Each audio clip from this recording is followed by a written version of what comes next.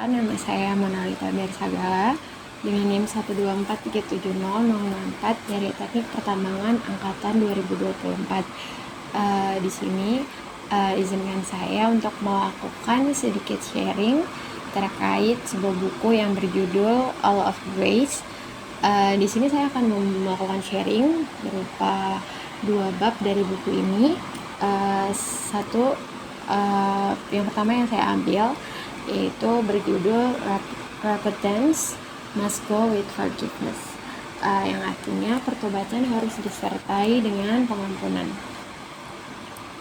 Di sini apa itu pertobatan dan pengampunan menurut penulis?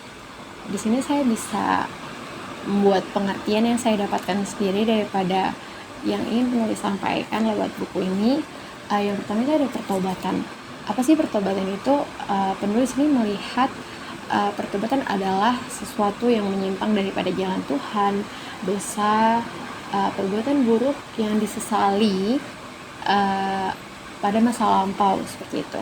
Ketika di masa lalu melakukan sebuah keburukan, melakukan sebuah hal yang menyimpang daripada jalan Tuhan, dan pada akhirnya ada perasaan menyesal dan ingin bertobat, seperti itu, ingin menghilangkan perasaan yang ganjal ini, yang perasaan yang menyesal ini, seperti itu. Lalu ada pengampunan. Pengampunan ini merupakan karunia Allah yang mana untuk untuk menghapuskan rasa penyesalan yang telah dirasakan ketika melakukan sebuah perbuatan dosa, yang mana pengampunan ini daripada Tuhan itu didapatkan ketika kita melakukan pertobatan, seperti itu.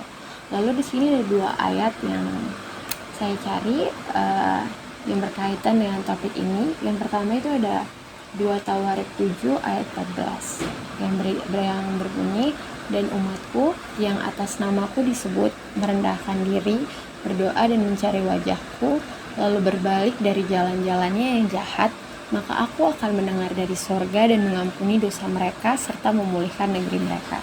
Di sini kita bisa tahu di 2 Tawarik 7 ayat 14, di situ ada berbunyi merendahkan diri, berdoa dan mencari wajahku, lalu berbalik dari jalan-jalannya yang jahat.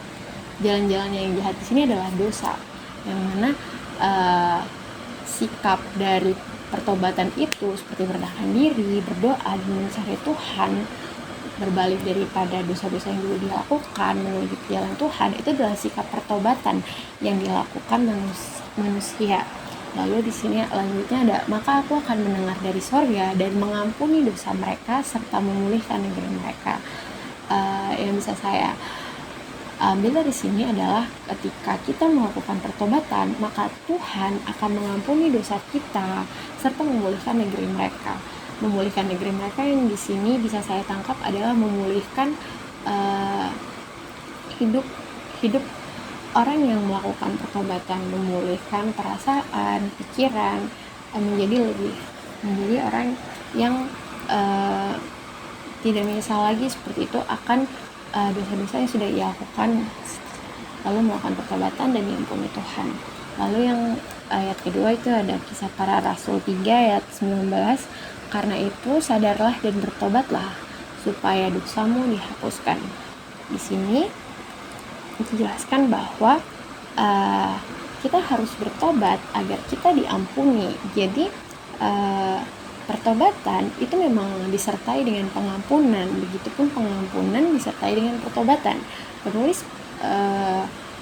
mengatakan pada buku ini itu adalah ketika kita melakukan pertobatan tanpa ada pengampunan, itu adalah hal yang sia-sia. Lalu ketika kita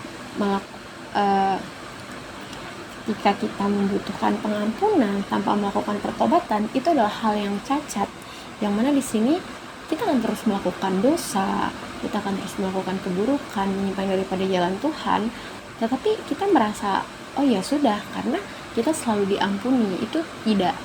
Itu adalah hal yang cacat seperti itu, dan tidak Dan tidak logis rasanya ketika kita terus melakukan dosa, tetapi kita merasa tidak ada yang salah dengan itu karena kita selalu berpikir kita akan selalu diampuni. Ini adalah hal yang selalu saya ingin temukan jawabannya ketika saya merasa ketika saya sudah melakukan kesalahan dan saya bertobat, dan saya merasa saya sudah diampuni dari kesalahan saya ini karena saya sudah bertobat. Tapi rasanya saya terus mengulangi kesalahan itu tanpa merasa saya sudah pernah melakukan dosa ini, saya sudah pernah melakukan kesalahan ini dan saya bertobat dan saya memohon kepada Tuhan untuk meminta pengampunan, tetapi kenapa saya selalu jatuh di dosa yang sama? Dan mungkin setelah membaca buku ini saya menemukan jawabannya, yaitu ketika saya melakukan pertobatan itu memang disertai pengampunan, dan pertobatan ini bukan hal yang bisa dilakukan hanya dalam satu hari, seminggu, setahun, bahkan bisa lebih daripada itu, karena di buku ini dikatakan bahwa pertobatan itu seperti iman, yang mana iman terus bertumbuh. Begitupun pertobatan, ketika saya tidak mau bertumbuh pada pertobatan ini, maka saya akan terus melakukan kesalahan yang sama. Mungkin itu yang bisa saya dapatkan dari pertanyaan yang selalu saya tanyakan di dalam hati saya, seperti itu.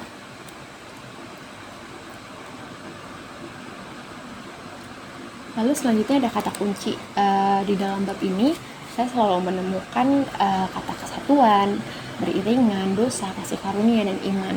Dan ini selalu dimention di dalam bab ini oleh si penulis, seperti itu. Dan yang bisa saya dapatkan adalah dari kesatuan, bahwa pengampunan dan pertobatan ini adalah kesatuan yang sama. Ketika seperti di ayat tadi, dua ayat tadi, ini selalu menjadi satu kesatuan yang tidak terpisahkan. Bahkan di dalam satu ayat mereka dua kata ini selalu disebutkan. Lalu ada kasih karunia, yang mana pengampunan dan pertobatan itu adalah murni daripada kemurahan hati Tuhan, daripada kasih karunia yang Tuhan berikan kepada kita. Pertobatan bukanlah hal yang semata-mata bisa kita lakukan dengan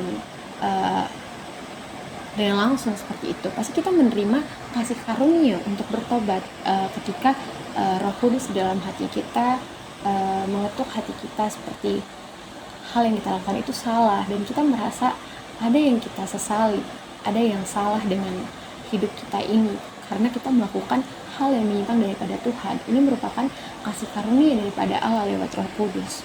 Lalu pengampunan juga merupakan kasih karunia daripada Tuhan, karena siapalah kita sebagai manusia mengharapkan pengampunan dengan usaha kita sendiri. Lalu yang kedua itu ada dosa, yang mana dosa ini merupakan hal yang disesali tadi, sehingga adalah pertobatan ini dan adalah pengampunan daripada Tuhan.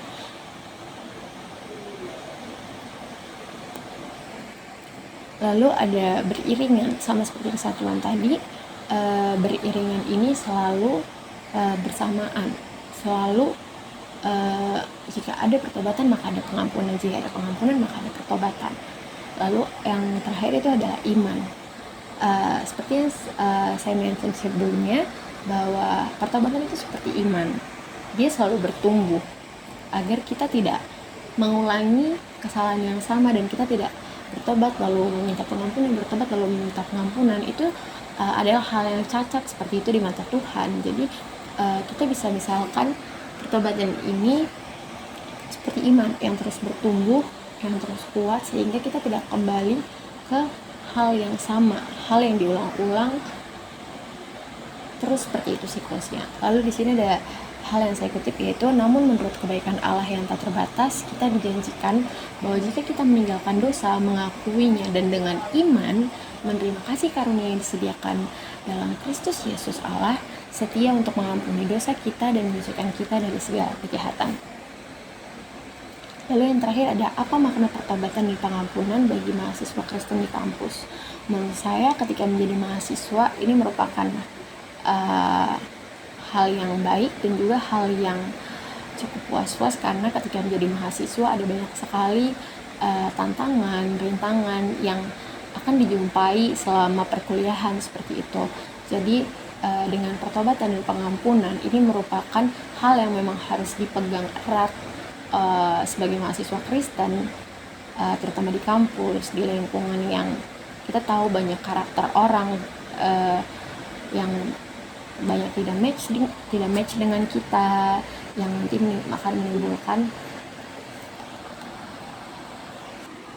jadi di sini nanti dapat mengakibatkan seperti perselisihan. Lalu kita di sini harus selalu mengingat apa itu pertobatan dan pengampunan yang merupakan kasih karunia daripada Tuhan yang Tuhan berikan kepada kita secara cuma-cuma jika kita memang serius dan memberikan hati kita untuk bertobat dan mendapatkan pengampunan. Lalu selanjutnya di sini ada bab selanjutnya yang berjudul bagaimana pertobatan diberikan. Lalu di bab ini saya meng-highlight seperti itu, penulis memberikan pendapatnya terkait bagaimana pertobatan ini merupakan kemurahan daripada hati Tuhan, dan yang saya yakini kenapa penulis bisa menulis bahwa pertobatan itu diberikan berdasarkan kemurahan hati Tuhan. Ini bisa dilihat juga dari ayat Alkitab, yaitu Roma 2 ayat 4. Maukah engkau menganggap sepi kekayaan kemurahannya, kesabarannya, dan kelapangan hatinya? Tidakkah engkau tahu bahwa maksud kemurahan Allah ialah menuntun engkau kepada pertobatan? Lalu ada juga Lukas 5 ayat 32. Aku datang bukan untuk memanggil orang benar, tetapi orang berdosa, supaya mereka bertobat. Dari dua ayat ini, di Roma 2 ayat 4, Lukas 5 ayat 32, ini memberitahu kita, mengingatkan kita bahwa Allah, Tuhan, itu memberikan pertobatan kepada kita yang berdosa, yang mau bertobat, yang mau berubah. Ini berdasarkan kemurahan, kelapangan hati Tuhan. Karena Tuhan sayang kita, anak-anaknya, sehingga Dia memberikan kemurahan hatinya untuk membuat kita mendapatkan pertobatan seperti itu. Selanjutnya mungkin setelah saya membaca bab ini terkait bagaimana pertobatan diberikan, banyak sekali pertanyaan-pertanyaan yang muncul di benak saya, seperti apakah pertobatan itu yang jika kita ingin berubah dari kehidupan kita yang mungkin kelam, yang menyimpang daripada jalan Tuhan, apakah pertobatan itu selalu meninggalkan orang-orang yang ada di lingkungan kita ketika kita melakukan dosa ataupun kesalahan? Ini seperti cara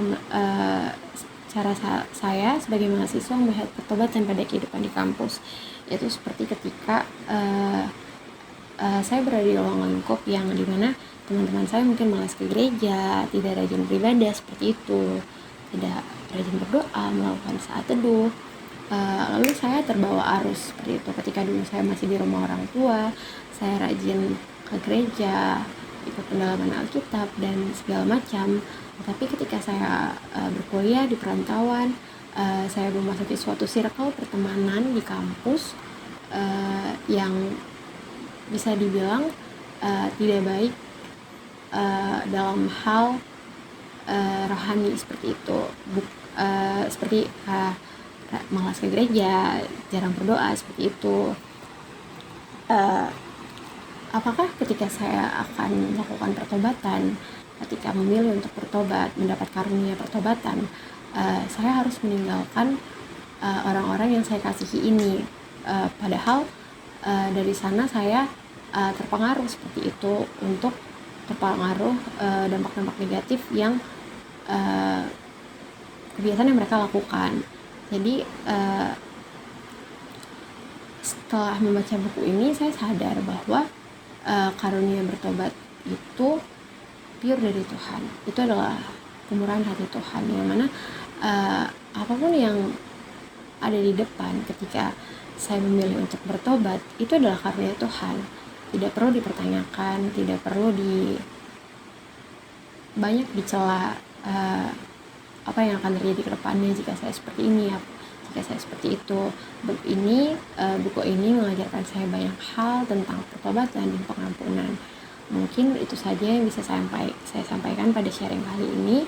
Terima kasih sudah mendengarkan.